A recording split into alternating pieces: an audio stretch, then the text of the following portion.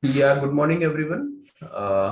Yesterday, US market was closed, but what we see that the futures of the US markets are down, and even Asian markets are down over 1%, mainly on account of some new variant of the COVID has been found in the South Africa, which has high mutant or will have low impact of vaccinations, so that can create some problems.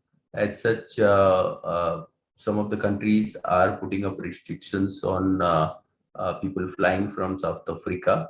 UK has already banned flight from South Africa and other seven South African countries.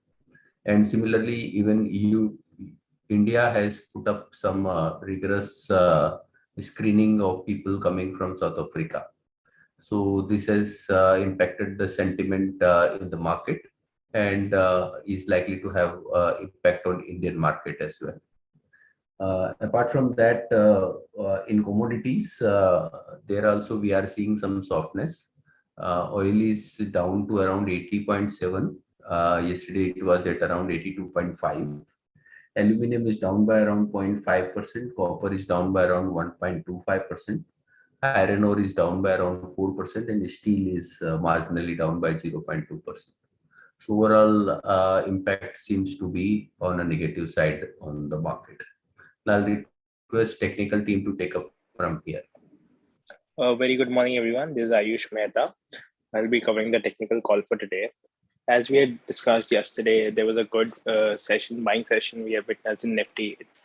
But today, taking the cues from the global markets, we feel Nifty is expected to have a gap down opening around 200 points. So for today, immediate support for Nifty is placed at around 17,370. And if there's a closing below that, then Nifty might witness 17,250 to 17,150 levels. Nifty's 100 DMA is placed at around 17,100 levels. So that is going to be a very important, crucial support level for Nifty. Now, moving on to Bank Nifty. Bank Nifty was performing well from last 3 days, but today again we feel there's going to be a selling pressure in Bank Nifty, and immediate support for Bank Nifty is placed at 37,000 levels. And if there's a closing below that, we may expect a further downfall towards 36,640 to 36,200. Moving on to Nifty Financial Services, this index has been moving flat from so many days, but today we might witness a selling pressure in this index as well. So immediate support for Nifty Financial Services is placed at 18,100 and followed by 18,000 levels. Yesterday, Lotus Labs, Vedanta, Reliance performed very well in the market. So one who's having a long position, they must keep a stop loss today because there's a selling pressure in the market. That's all from my side. I request the everyday guys to take the call forward. Yeah, thank you, Aish. Good morning, everyone. So, as per yesterday's the derivative data, we have seen a major change from the derivative front, as we are seeing that the Y positions also get added up from the put writer position. As you look at the PCRY also came out of the range of 0.75 to 0.90 level.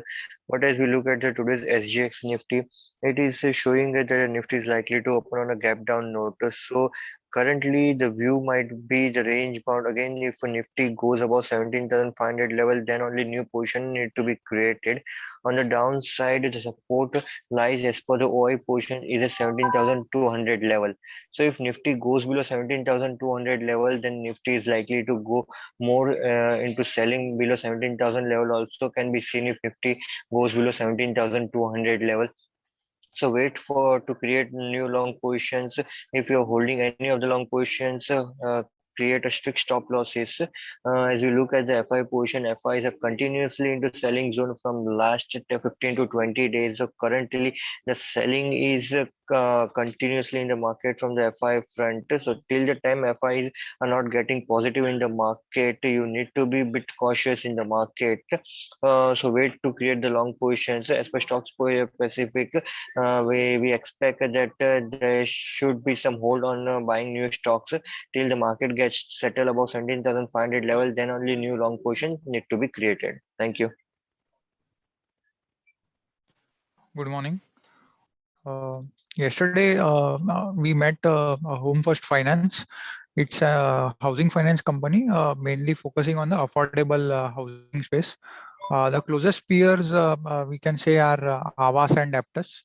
And we think that the company should grow at 30% CAGR in coming years due to low competition in this segment. And also due to the low base with a loan book of just 4,000 crores. Company's strength is its focus on core home loans, which is 92% of its AUM. For its peers, this is much lower as they are focusing also on LAP and SME loans. Also, another good thing about the company is the salaried segment forms 74% of the total loan book, so which gives more comfort and lowers the risk. So during the second wave of COVID also, we saw that performance of the company was above market's expectation, which is also reflecting in the stock rallying recently. So we think that stock should be accumulated on all declines, and we are positive on the future outlook. Also, the institutional team at Triveni Turbine. This is one of the few companies in the capital goods where we are seeing some green shoots starting. Order inflow during first half was at 6-year highs, and so we expect that revenue growth should accelerate from here, and expect 26% CAGR growth in top line over next 2 years against stagnant revenue over last 6 years. Management also highlighted that competitive intensity has reduced, and Siemens remains the only competitor, especially in the 0 to 30 megawatt turbines. On the negative side, the company has 700 crores of cash, which is weighing down the return ratios and also creating uncertainty regarding future capital allocation.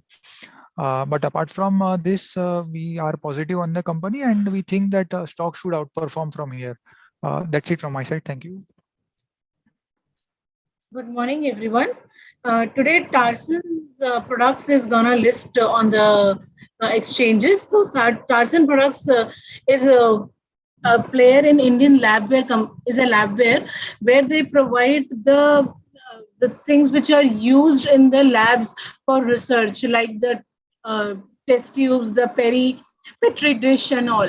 The transition, what we are seeing in the overall industry is that people are moving from the glassware to plasticware, where Tarson is one of the leading player and has dominant market share in this region.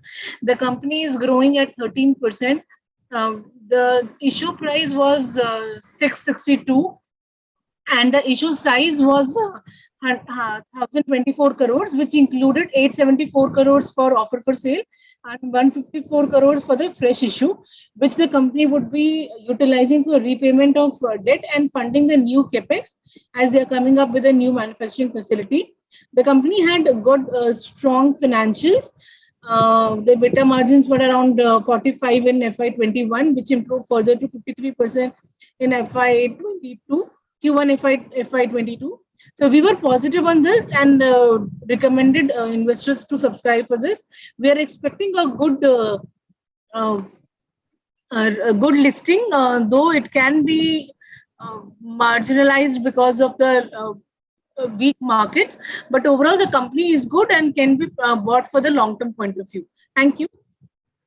Yeah. Yesterday, Kirloskar Ferrous announced of acquisition of ISMT Limited. ISMT is into seamless pipe and steel making, and it's under huge losses, incurring losses since many years, and under debt restructuring. The acquisition is at a price of around 31 rupees, and wherein the Kirloskar Ferrous will be acquiring around 51% with new subscriptions. And also company will be has announced open offer at the price of rupees 31.84, though the current price are over that. ISMT has a huge debt of around 3,500 crore, And with this open offer and the current price, the market cap is around 1,000 crores. The overall EV works out to somewhere around 4,000 crore as the cash is coming into the company. So the key thing is that whether banks are giving any concessions on the debt and any restructuring of debt or waiver of interest or something is announced. If that is the case, then only it become attractive, and that too has to be substantial reduction of debt from the bank side.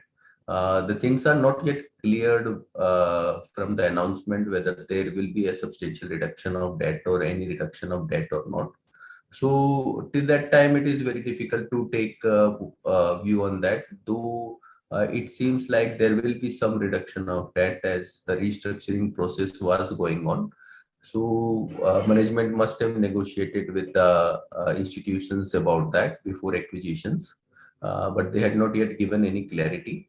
If you see comparable company like Maharashtra Seamless,